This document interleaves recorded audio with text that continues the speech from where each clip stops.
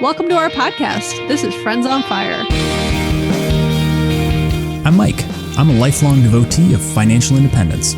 I even wrote a book about it.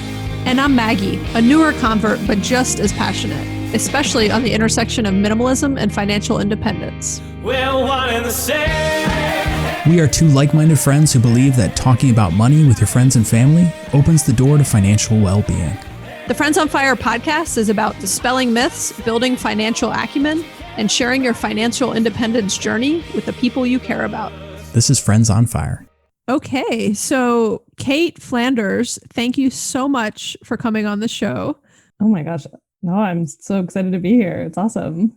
Yeah, we're really excited to have this discussion. So we just finished reading your new book, Adventures in Opting Out, and we both have also read your book, A Year of Less. I will admit, I started and I think never finished your book, A Year of Less, a couple years ago. And then I listened to an interview that you did and I repicked it back up and read it and loved it. And then was like, Mike, you got to read this. And that's how we, got into this whole discussion of reaching out to you. But big fan of both books. So I was super excited to get an advanced copy of Adventures in Opting Out because I just felt really special, Cait. I'll be honest, I've never received an advanced copy of any book before. So it was like a pretty cool moment for us that Maggie, you trusted us with this. I gave you an advanced copy of my book. That just felt different, Mike. Why? Cait's like kind of a big deal, Also, it was more of like, here's an advanced copy. Can you please edit this for me, Maggie? Right. Yeah, you're right. I did like some hardcore. Yeah, it was work. I had done some hardcore editing on Mike's book. But Mike wrote a book on personal finance. But it was really cool to get an advanced copy of your book and read it. It does feel kind of special. I feel like, we're getting like backstage passes here. Oh, yeah. I like that. I will also say that's been my experience since becoming an author, is that this is also something authors get, is because actually a lot of people will now be like, will you read an advanced copy of this to potentially blurb it, like write an endorsement for it? Uh-huh. But it doesn't seem feeling, I'm like, me? Like I get to read it? You want my blurb? Yes. Yeah, that would be, if people started reaching out to me to write blurbs for their book, I would be like, I have arrived. Like I'm done. Mic drop moment. Yes. So congratulations. Maggie, let's just throw ourselves out there. You and I are passionate readers. If anybody listening has a book and they want us to read it, we will. You know what? We're getting off track. Yeah, I'll edit it and I'll blurb it for you for free. Yeah, we will do whatever you want. Let's get back on. So, Cait, thank you so much for coming on our show. Can you just start with telling us a little bit about you? Who is Cait Flanders? Whoa, who is Cait Flanders? Actually, this is kind of fun because I can say that for a long time, I was a personal finance blogger. Long time, which is sometimes I feel really nostalgic for it. And Jay Money and I actually still keep in really regular touch. So we worked on the site Rockstar Finance together for 3 years.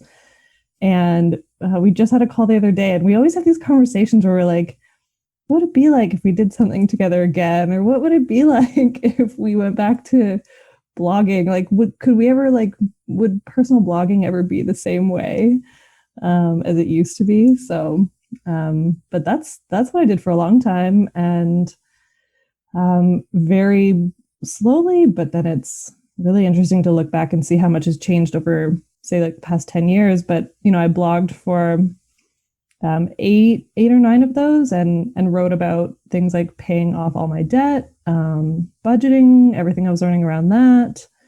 I did a 2-year shopping ban that I documented on the blog. I sort of embraced minimalism or like decluttering and all the things that go in that. And yeah, I wrote really publicly for a long time. And then very unexpectedly, after completing the shopping ban, got a book deal to write about it. And am now an author, and now a 2-time author, which I'm sort of just still being like, I'm not really sure how that's real, but I'm enjoying it. And I would say I'm enjoying it a bit more this time around. I think the first time around I was so just unsure of what it looked like to be an author. So I'm just kind of enjoying it more this go around. Cool. That sounds like a lot of interesting activities. I love the turn of events too, of just sort of these things that weren't necessarily a purposeful shift towards something, but something came your way and you took it and explored it and, to use your word, went on that adventure, and then that took you somewhere else. And, I love the sort of organic, fluid nature of a lot of people's stories and backstories. That's very interesting. I am curious in that, how did you first become a personal finance blogger? Okay. Was that purposeful, or did you just fall into that? Purposeful in that I started my blog, I'll say for the first time in 2010. And at that point, I was maxed out with about $24,000 of debt. And I really had this feeling, or I wasn't maxed out yet, but I had $24,000 of debt. And I had this feeling that something was going to have to change. Like I was beyond stressed about my finances and about even making my minimum payments, and could just tell that I was going to have to make a change. And so I started it at first in 2010. I wrote for about 5 months, and all I would do basically was share my weekly spending report, I called it. So it'd just be like from Monday to Sunday, here is what I spent every single day. And I would post those on Sunday night. And I did that for about 5 months. And then I realized I wasn't actually taking it seriously enough. Like I hadn't learned anything really yet. I was tracking, but nothing was really changing. And actually my debt was going up. And so then I just had a ton of shame around it, deleted the blog. And then 2 or 3 months later, came back, like restarted it. Fortunately, the name still existed. So I came back with the same name and was just like, okay, now I'm maxed out with almost $30,000 of debt. And I actually have to do something about it because I had literally nothing to my name. I had $100 left on one of my credit cards and $100 in the bank. And I had to somehow make that last me for 6 weeks. So that was definitely my financial rock bottom. So that was in June, like May, June 2011. And just same thing, like for the first year or two, I really was just sharing my spending. And then from that was learning how to budget and sharing my budgets. But it was totally, I used to write anonymously. Like I didn't even have my name on it in the beginning. So it was very much just a tool for me. That's so interesting. So what did you do to make that change and get out of debt? And what was it like? Did sharing it help or hurt? Like after you turned off the blog and then came back on, what was that experience like, and what did you do? Okay, well, the 2 months or 3 months that I was not blogging were just I could almost call it just like a final binge, in that I had, a few $1,000s in savings, and I basically just partied it all away. So those months were not great. And then I think getting to the place of being maxed out really, like I can reflect now and just say there was so much shame happening. And even also in my debt repayment approach, like I don't regret anything about the way that I paid off my debt, but I wish I had been a little bit kinder to myself. And I wish I hadn't deprived myself so much, because truly in those 2 years, like I didn't let myself buy anything, do anything. I would maybe give myself like, I don't even know, $20 or $30 a week for like entertainment. Like I just said no to everything, dinner. And that meant like dinners out, like everything was just cut.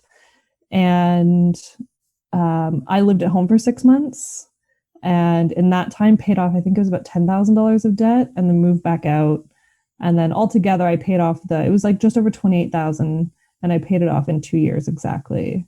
But there was a lot of deprivation happening. And so not so surprisingly, in the year that followed that, I basically went back to spending everything, partially because I didn't have a goal either. Like I sort of would set these goals, like I'm going to save 20% for retirement, but like I didn't really know what that meant, and I didn't really have a motivation for it. It was just kind of the number that was thrown around, like that's a good number to save and invest if you have that. but I didn't have like an actual goal or like sort of vision of what retirement looked like or anything. And so I was not motivated by that. And I just went back to spending basically everything. I love the transparency in your journey and your story, and just sort of, and you talk about this in your first book, I know, but just all of the experiences you went through, like he's just talking about shame a second ago and other things. And just, I think being very vulnerable and open to that, or open in your personal journey, helps so many other people as they're facing very similar experiences and very similar anxiety over kind of how to get out of something. Okay, so let's dig into the book a bit more. So Adventures in Opting Out, which again is your new book that just released, what's today? Like 6 days ago? Yeah. Who's counting, but 6 days ago, right? Not sure if you remember this, but there was a point in the book where you said that you didn't think happiness is a great way to measure our lives. Do you remember that? Mm-hmm. Okay. What instead is? Because you kind of made that comment, but I'm not sure that you or maybe I missed it in kind of some of my notes, but like, I'm just curious, like what if happiness isn't, like, how would you describe how you measure your life? Well, that's a good question. I think that happiness to me sort of, and maybe it's like my definition of it, is that it sort of just feels like this joyful feeling. And I also think it's something that people talk about, but they don't really have their own definition of. It's like, well, isn't the goal to be happy? But I don't think people talk about what that really is.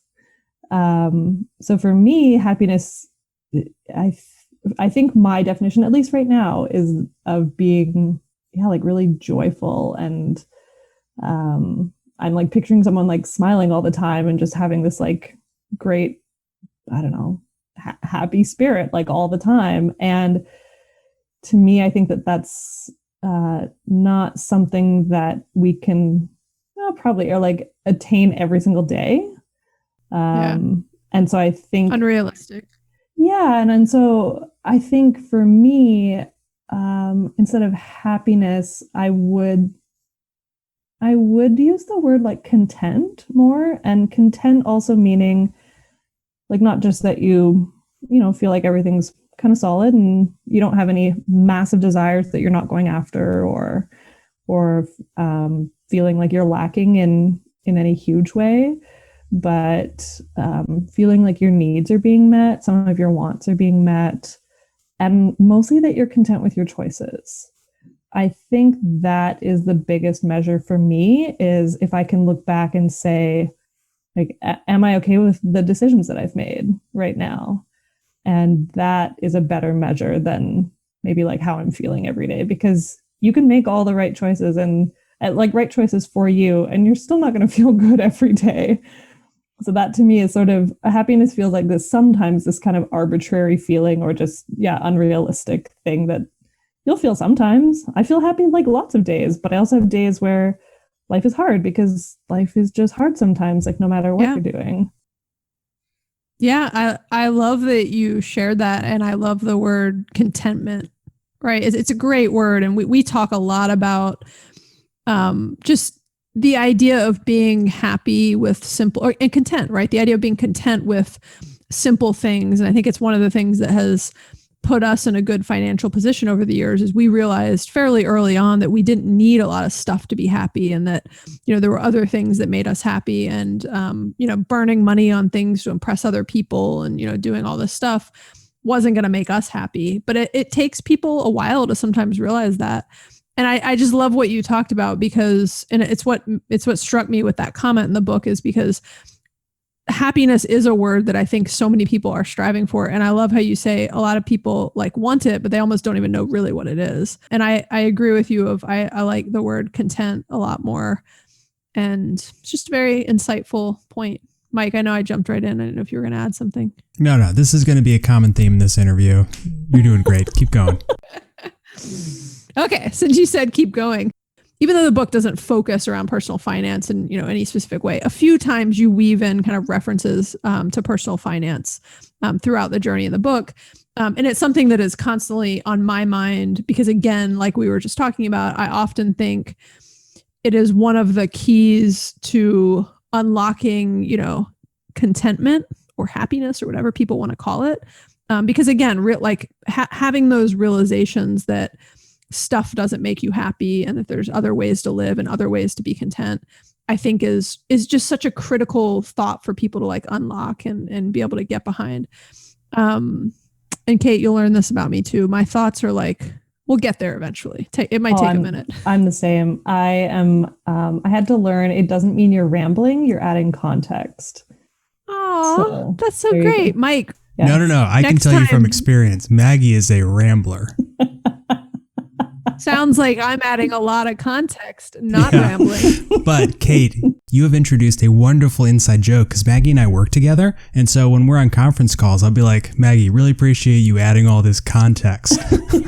And she'll know. It'll be like an underhanded dig where I'll be like, Mike did not just compliment me. Oh my gosh, I'm so excited that this is what I've added to your lives. Oh yeah, this is real value add right here. I feel good for sure. I'm adding content. I do not ramble. I add context. This is similar, and I'm going to get back to my point in a minute. We're in our notes, and Mike just like highlighted my section, like go. I'm like, so this is similar to the section. The point. If you've ever heard, like we were just talking about this with Cait before the show. Like we're all raising. Mike and I both were raising girls, and Cait was like, you guys got a lot of girls across your families. But if you've ever heard people say like, never call a little girl bossy, like it's just like you should say she's going to be a good leader. You say lots of things, but like you don't use the term bossy. And I was thinking about that of like, I don't ramble. I provide context. Yeah. That's what you need to say to build me up, Mike. You know, don't call me bossy. I'm a good leader. I always think about that with my kids. One of my daughters really bossy quotes. She's every time I'm like, you're going to be a great leader. Her name's Cait too, actually. I'm like, Cait, you're going to be a great leader. Okay. She has opinions. She has opinions and another context, which AKA ramble. We were just watching RGB, the documentary. It's on Hulu. So if you have Hulu, it's free to you. And we're only like 20 minutes into it, but I was trying to like, you know, it's just a great thing for like young girls to watch. And I wish we had watched it sooner. But thank you for that context, Maggie. Can you ask your question now, please? Yes, I can. So a lot of the things that you make a lot of points throughout the book, and a few times you'll kind of, you know, tie it back to personal finance. So I want to read you a brief quote from the book, your words, Cait. I hope you enjoy people reading your words back to you. It's about to happen. And then I'm curious, this will probably turn into a question eventually. Okay, this is a quote from the book. In my experience with opting out, I have learned that it's perfectly fine to take your time when deciding to change paths in life. Your decision doesn't need to be impulsive. It doesn't have to stem from deep pain. Pain doesn't need to be a part of the plot at all. Sometimes you opt out when everything is fine, even good, even great. You don't have to run away from your life in order to change it. In fact, it's entirely possible to change one part of your life at the same time that you were living the rest of it business as usual. Instead of jumping ship, you can simply turn a few degrees in another direction and take a single step. Then take another step and another step and another, and then look up and around to see if you like where you're heading. Do you remember that? I see you like nodding. Like when you hear that, I love that you can like remember, you know, specific parts. So I love this point, and again, I'm kind of tying this to personal finance because it just reminds me, like even what you were talking about on your debt journey early on, right? Just the idea of, you know, there might just be parts of your life that you need to adjust and that you need to tweak, and I like the idea of you kind of saying you don't just have to jump ship. You can just turn a few degrees in one direction, take a single step, take another step, and I'm just curious. So, anyways, just a compliment of like I love this thought. And the point you're making here, but I am curious just for you to kind of elaborate on this a bit and just kind of even what you were thinking and points in your life where you've kind of taken that single step and then realized there's more you can take from there on. Yeah, I mean, I think, well, tying it to finance isn't actually an interesting one because like obviously with sort of the beginning of my journey, it was not that way. Like I was starting from a place of like, I had to change things, but the piece around the shopping ban I actually find interesting as an example then, because I started the shopping ban when technically everything was fine. Like I just wasn't happy with the fact that I wasn't saving very much money, but life was okay. Like I didn't really have anything to complain about. I had a social life and I was making okay money, and nothing was wrong. I was just like, this doesn't feel quite right. Like, I know that I can do better, and I don't know exactly what my goals are or like what I'm heading towards, but I'm going to try this thing. And so like technically I was like, I'm going to do this for a year, and maybe you could say that is not then the step-by-step piece. But actually I reflected on the shopping ban at the end of every single month, and from that I could sort of see like what was coming up, what I was learning, and it really stopped being like a financial challenge and was just really became like a learning experience. Like the whole thing did. And so yes, I got to the end and I had saved a bunch of money that I would not have saved if I had not been doing that. But that was not the goal. The goal was just to save more. Like that, it was so arbitrary. Like I had no numbers. I was just like, it'd be nice to save more money.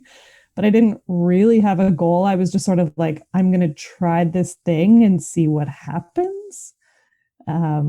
And I think that for me, like it brings up the idea of experimenting, which is like with experimenting with your money. Like I think I always had it in my head that like I had to do things perfectly, or I had to save these amounts. And if I didn't hit that target, that like something was wrong with me, or I was doing it all wrong.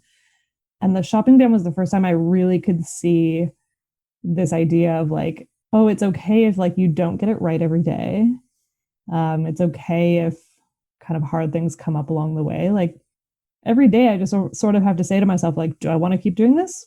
Yeah. Okay. And then it just became like, okay, yeah, I'm saying doing it for a year, but maybe I'll go longer. Maybe I won't. Maybe I'll quit at some point. I don't know. But like, as long as I was getting something out of it, like learning things, growing and changing, then that would make it worth it.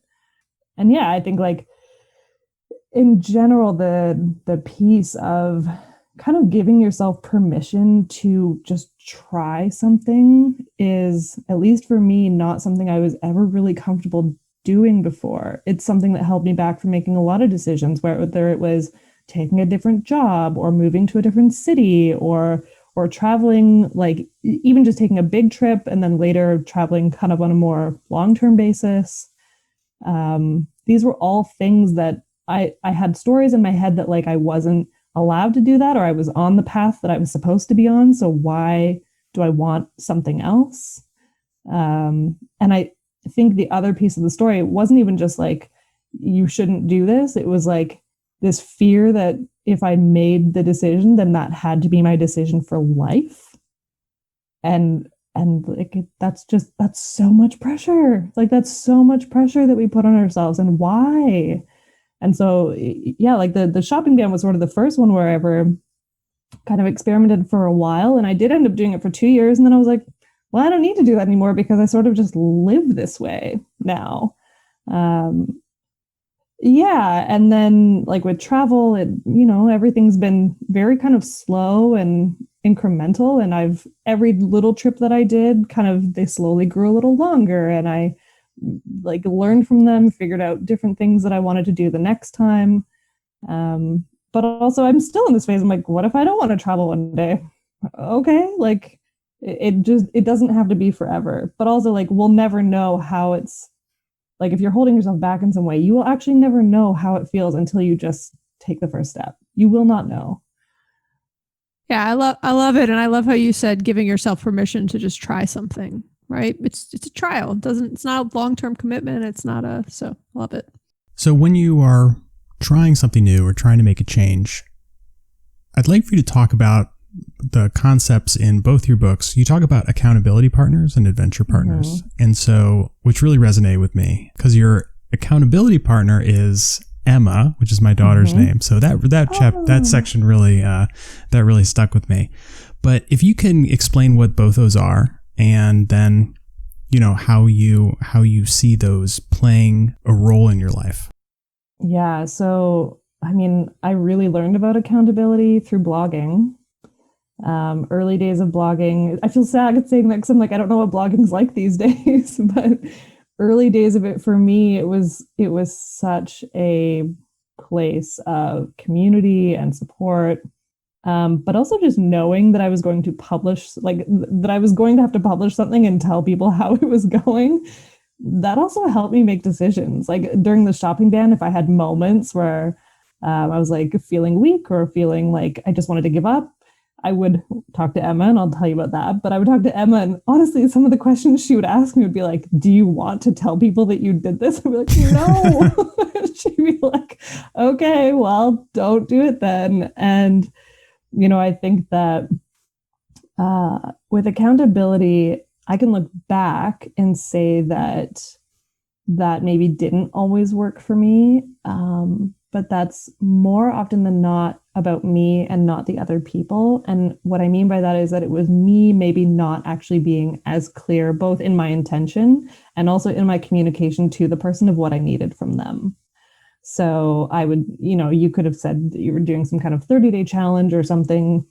But if you don't really express what the intention is, like why you're doing it, it can be so easy to just like call up the friend who's like, no, like skip that, like skip the gym, let's go for dinner, or like, oh, skip your run, like let's just watch a movie instead. It's so easy to, I'd say like call the friends who will encourage you or enable you to make the other decisions. And so there's two things. I think for me, a big one, and Emma's been just the most amazing sort of partner and friend to do this stuff with is, or practice it with, is we both, like if there's something that's really important to us, we just name that, like say like, no, like it is really important to me that I stick with this. And then that means that we just agree, like we're going to be honest with each other.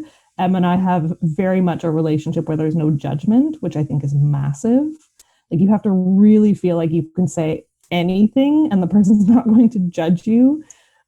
You're just being honest, like sharing a human experience, and with someone who's also willing to share their human experiences with you. Like it has to go both ways. But it is picking the friend who's going to help you make like the right decisions for you, not based on what they would want you to do, which is huge. But the person who knows what your best interest is, like you, what did you say you wanted? And that you find someone who will reflect that back to you, like, okay, like if you're making a shift, does it still feel like you want what you originally wanted? Just like asking each other the right questions to like dig deeper rather than just like quickly enable it. Being like, oh yeah, F that, let's do this. Like you need the friend who helps you remember what you were doing this for. Yeah. And who you want to be, right? Like I will say Mike, in case you don't know, you're my accountability partner, my adventure partner. And he's the one where like, he doesn't always tell me what I want to hear, but he tells me what I need to hear and what I know is best for me. Mm-hmm. I was thinking about the whole car discussion. Uh-oh. Go ahead, Cait.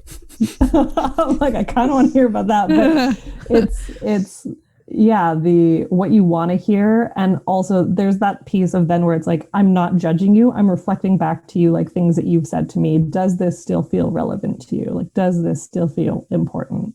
So that you can have the tough conversations knowing it's purely from a place of like love and respect and reflection. And that is it. Yeah, I think that's a primary premise of our podcast. You know, friends talking about money. It helps develop friendships. It helps sustain friendships, but it also helps you make change when you have people who are there to help you along the way.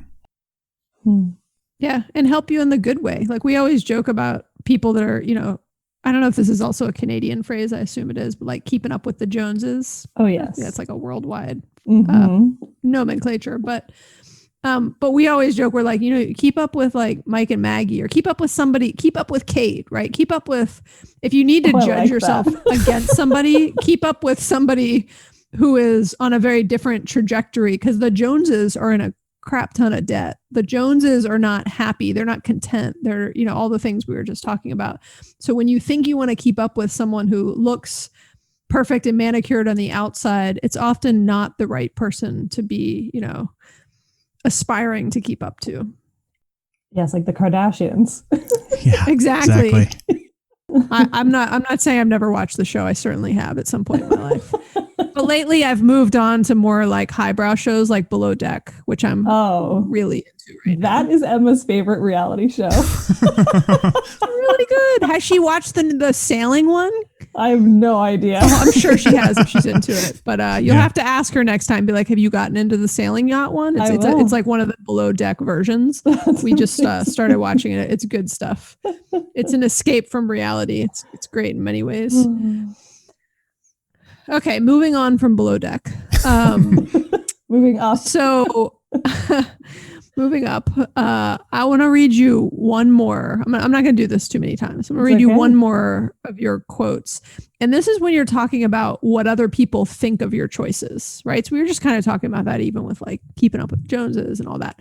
But, you know, when you say you want to start opting out and stuff, people have a lot of judgments. They got a lot of opinions. And you talked about that a good bit in your book, which I think is great because that's often the stuff that like holds people back. So I'm going to read your quote because I love it.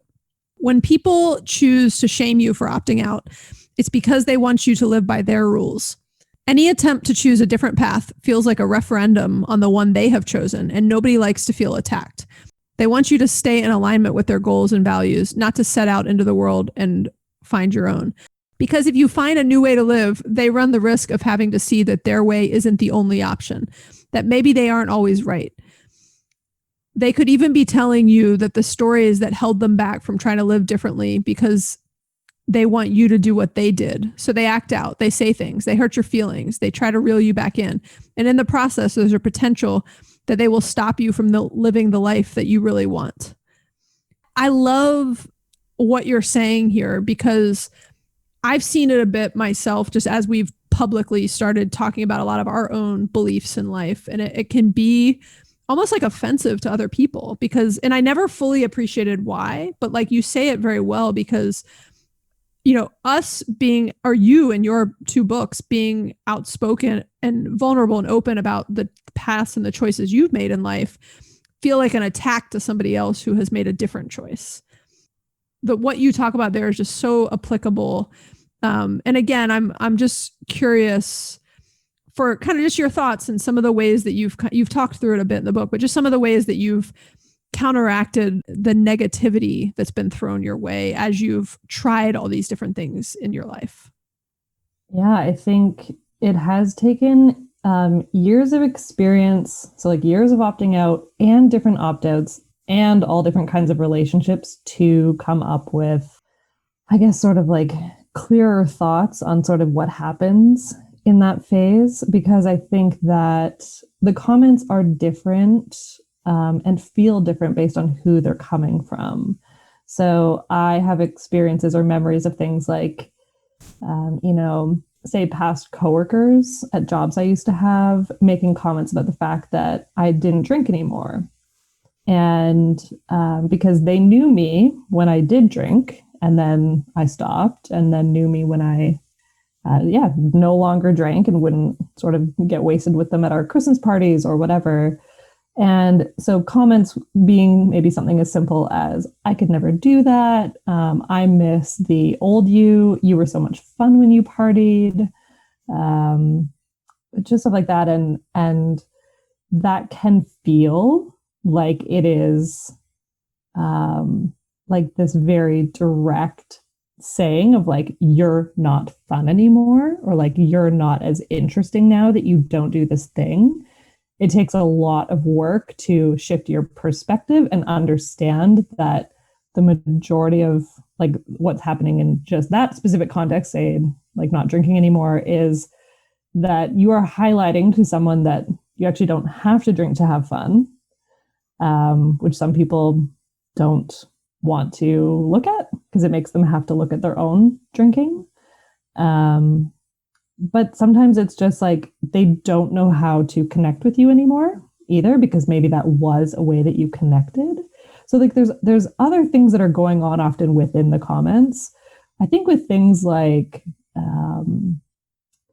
like everything from moves that I've done to getting out of debt to, and I actually thought about FI when I was kind of working on this piece, thinking, that for a lot of people, I would like, it feels less so maybe for us because we are so in these spaces, like we so like understand it and also know like whether they're just online friends, we know a lot of people who are interested in this. But I would say the average person, majority of people don't get it and don't get how it can be done. And really at the end of the day, like having to see this perspective and understand that people can only see as far for you as they see for themselves. And so it's really not about you. Like most of the time, what people are saying has nothing to do with you and everything to do with the fact that they cannot imagine it for themselves. No one else has painted that picture or shown them that option. And they have all kinds of fears themselves. Like I am like, how do you even do it? They don't know where to start. Sometimes it's like, who do you think you are to be like trying this other thing? Everything about that is internalized. It is all about them and has nothing to do with you. But it takes a long time it took me a long time, I should say. It took me a long time to understand that. And I think it helped when I noticed how it felt from each individual person. Like if coworkers said things, I was kind of like, that doesn't hurt my feelings that much. Like it would maybe bug me a little, but it didn't hurt that much. But when it was family, you're like, these people are supposed to understand me. But then you're also like, but of course they don't get it because they didn't model this stuff for me. So it gave me more perspective of like, oh, okay, I get it. Like, of course they don't quite understand what's happening or how I'm coming up with this idea is because they didn't model it. And they are my sort of number one or first point of contact for modeling of like how to live. But yeah, it's a tough one to learn and like a tough one to go through. And I think, again, it actually goes back, or it makes me think of like, if you can go back to being content with your own choices, it helps you have those conversations and not take on the shame. Like you're like, I totally get it. I totally get it that is something maybe you're afraid to do right now. But like, I'm okay with the fact that I'm trying this. And like, that's really all that matters.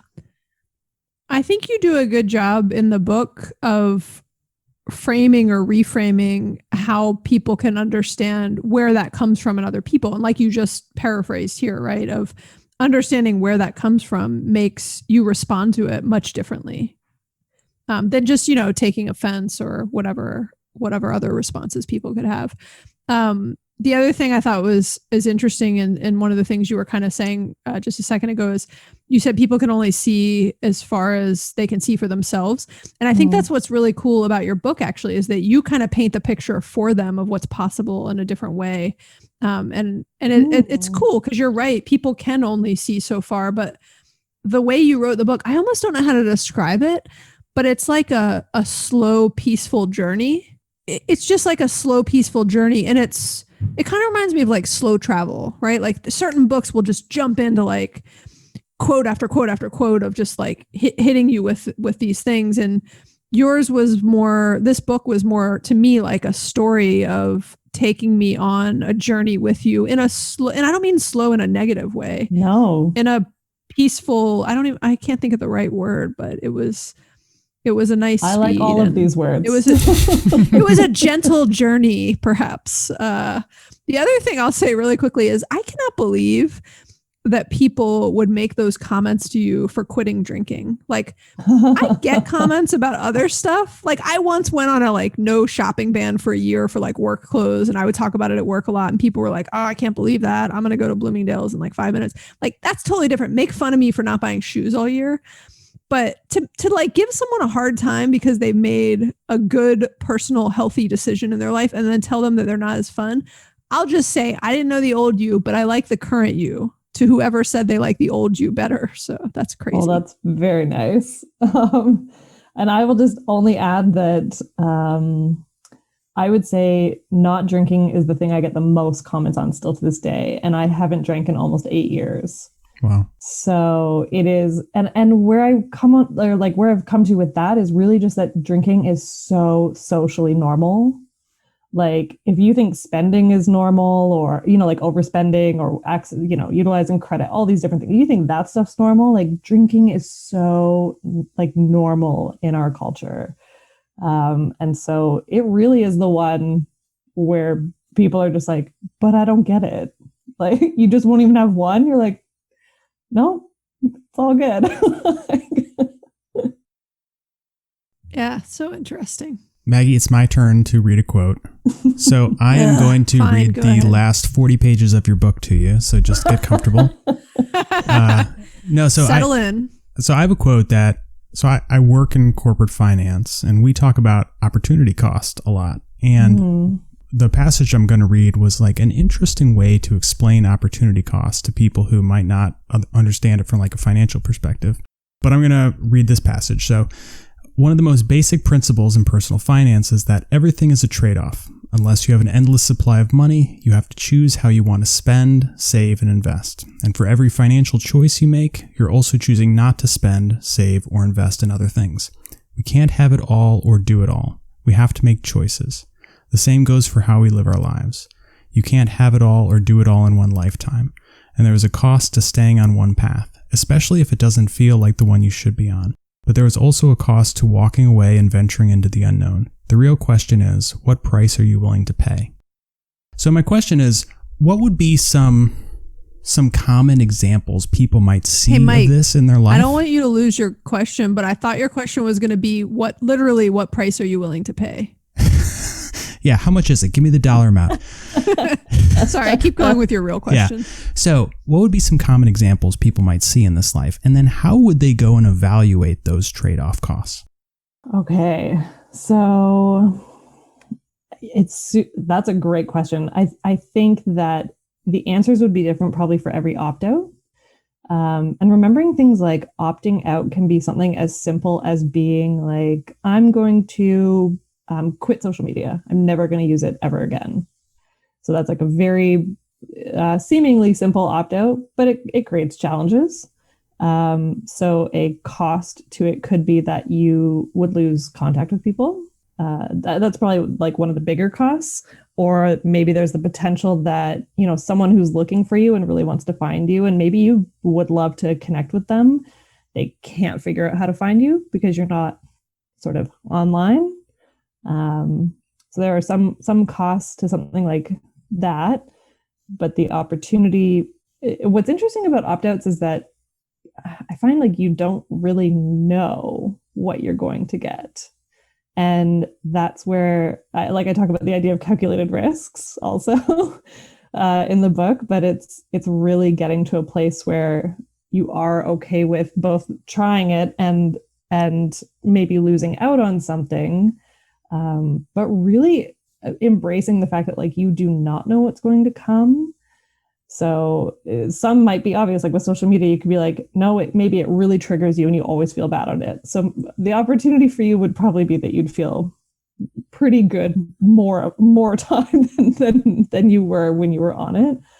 But yeah, I honestly, I think that the cost of going, you won't know the tangibles. The sort of invisible piece of it is, I think, learning to like trust your own voice, to trust that you know what is right for you, to take chances on yourselves. I think all of this, I think, builds confidence and resilience. I think also entering unknown situations and having to navigate maybe some tough things in them builds resilience.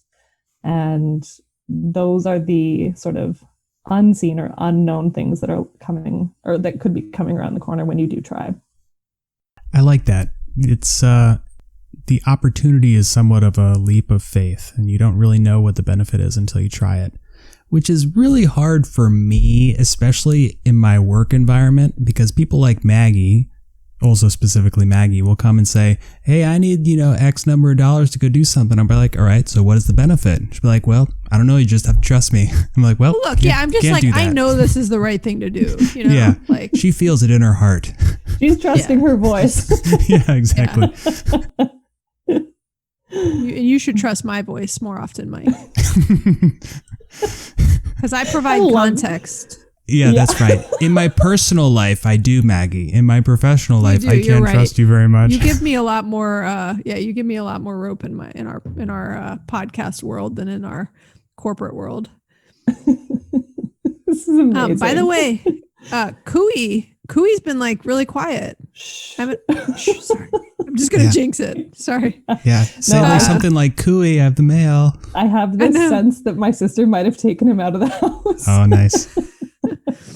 Well, thank her for. Well, no, I mean, I was kind of actually looking forward to him joining at some point. I mean, I can record some hound noises for you. I know he's like truly a hound dog. This is Cait's sister's dog. If we can take this out if you don't want us talking. Oh about no, the world knows Cooey, so it's okay. Okay, good. The very last line in your book, Cait, in case you don't remember the last line in your own book. Double checking that it is the last line. To be clear, it's the last line in the epilogue, not the acknowledgements. Okay. Is when's your next adventure? I love that it ends on that. So my question for you is, what and when is your next adventure? Keeping in mind that we are in the middle of a global pandemic right now. This is September 2020. But given what's going on, like, what is your next adventure? What are you up to next? No, it's a good question. Yeah, I mean, the pandemic has obviously shifted a lot. The original plan for this year was that I was going to wrap up edits and everything to the book. And then in the middle of April, I was going to fly to Europe and potentially stay for the rest of the year. So obviously, I'm not doing that. So that shifted things. And especially because, like, I talk about this in the book, but I don't technically have a place of my own. I gave it up so that I could travel full time. And so I was home like at my dad's house for a few months. And then the plan was obviously to depart, and that has not happened. So the very beginning of the pandemic, because we really didn't know what this was going to look like long term, I, mostly from anxiety, like I had this sense that I was going to have to get comfortable with the idea that we could be in this for the long haul. And so because I was super anxious right at the start, I had to essentially tell myself, like, I need to be okay with the idea that I could be here, let's say, until summer 2021. Like, I have to be okay with that. Because if I'm not okay with it, then I need to figure out a different option, whether it's getting a place or whatever. Or if I just sit around here and I'm not okay with it, I'll be incredibly miserable the whole time. So I had to embrace that. We are in a bit of a different situation being in Canada. So we have like fewer cases than in the States. BC specifically, like I think most people are in a second wave at this point. BC certainly is. But it has, like, things are just different than I expected. Technically, if I felt safe, I could get on a plane. Technically, there are a bunch of countries in Europe I could go to. I'm sort of just sitting with all of that as question marks. And the only way I would go is if I essentially planned to live over there. Like, I would never go right now and be like, I'm traveling, like bouncing around on trains and planes all the time and going to new places. Like, it wouldn't be like that. So if I left, it would be something like, I've booked a place to stay for a year. That is where I'm going. But I don't know. So I'm sort of just like asking myself a lot of questions, or like putting ideas out there and kind of planting the seed. And then as time goes on, thinking about that, I wouldn't do anything until sometime in 2021. And yeah, so that's sort of where it's at right now. I think like adventure certainly shifted. The idea of adventure shifted a lot. And I've seen a little bit more of BC than I had, which is kind of a cool thing, like sticking closer to home, but actually being able to move around the province has been really nice and see a few things that I haven't seen before. And kind of, there's also been a lot of, I would say, inner work that's been going on this year. So because there's been the time and the space to do that, I've been doing more therapy this year than I have in the past. And that has all felt really grounding and good in its own way. So yeah, I love it. I love the focus on inner work, because I think you're right. A lot of people have had more time to kind of sit and think and, just, we talked about this before we started, but just kind of assess their life and reflect a bit. And then I also love your statement about kind of expecting the worst. And then, because I've said that a lot during this pandemic, particularly to people at work, of like, look, this could last a really long time. Let's assume and expect the worst. And then let's be delighted if it gets better sooner, right? Because that's just, it's a great mentality and kind of mindset versus You thinking this is going to be over in a week and constantly disappointed that it's not. Yes, that was the biggest thing for me, was knowing that if I sat in this place of like hoping or thinking that change was coming quickly, that would just be filled with constant disappointment, which is also not motivating, right? Like, I think that when you can, I don't know, maybe it's almost like an experimental mindset too, of just being like, listen, like if I can deal with this for a year and a half, like what would that look like? And it's just coming up with a plan for that year and a half. Like, okay, if I can be okay with this, how can I structure my life, my work, friends, whatever? What can that look like for the next year and a half? I heard some really great advice in a book. You take another step, add another step and another, and then look up and around to see if you like where you're heading. So, you know, you might just want to think about that one. I like that. From someone with a lot of wisdom. I love it. I like you quoting Cait back to Cait. But honestly, I think sometimes writers write things because they need to take their own advice. Yeah, it's part of the journey, right? Yeah. Yeah. Do you have like framed quotes of yourself on your walls? No, but it's interesting using the website Goodreads, because you can see what quotes resonate with other people. And that's kind of cool. Oh, I never thought to do that. I know Kindle will show like the popular, you know, it does something like, I don't use Kindle as often, but it shows you like the commonly highlighted things. Right. It confuses me though. It like messes with me, because then it's like peer pressure. And I'm like, well, that's not what I was going to highlight. But now I feel like if everyone else highlighted that, I guess I should also highlight that point. I guess that was a good point.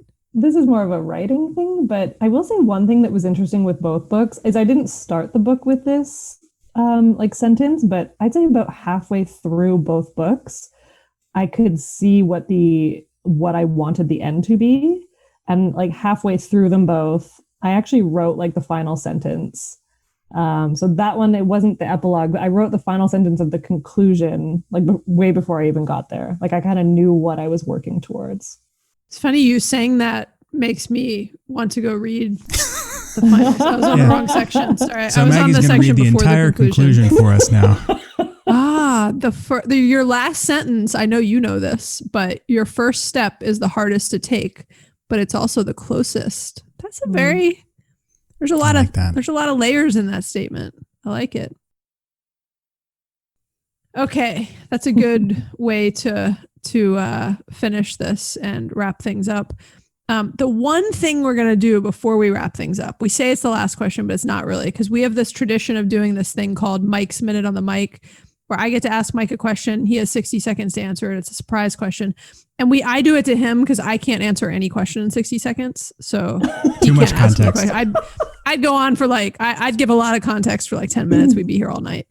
So I'm going to give you Cait's Minute on the Mic, since you're our guest. Ooh. And if you need more than a minute, since you're a guest, you get to take it, but feel free. Me. Okay. We'll do 60 seconds. Okay. I'm getting the timer out. So the question is, and Maggie will interrupt you. And this is part of the challenge in answering in 60 seconds. Sometimes I interrupt Mike and he still gets done in 60 seconds, even with my interruptions. Okay. So the whole book is organized around, or I don't know if you call it a metaphor, or organized around comparing this life journey to a hike and all of the different things you go through, from your compass to changing course to the valley to the background. And I love how all the chapters are named around kind of like these phases of going on a hike. It's one of my favorite parts because I also love hiking. What gave you this idea and inspired this, or how did you land on that? Oh, the answer to that is actually really easy. It's that it was probably 3 or 4 months after The Year of Less came out. And I had been paying attention to certain things only because like once you see sort of a trend, you can't unsee it. And so I was seeing that people were asking the same question over and over again. And same, like a lot of questions, but there was one question specifically, and it was about if I had ever lost anyone along the way. So whether that was paying off my debt or quitting drinking, the shopping ban, anything, had I lost friends or anyone along the way? And when I was out hiking, I noticed that hiking I love and is a challenge for me. in that I am not actually that adventurous of a person, and I'm not as outdoorsy as like I might seem at times. And so I'm actually constantly, when I'm out hiking, like having to tell myself to keep going. And I just like all of a sudden one day it like clicked that is exactly what opting out feels like for me. And I was like, I don't know if anyone would believe that. And I'm like, how do I even do this? How do I like finish hikes? How do I opt out if like I'm constantly just like, I want to quit? Like, how do I keep going?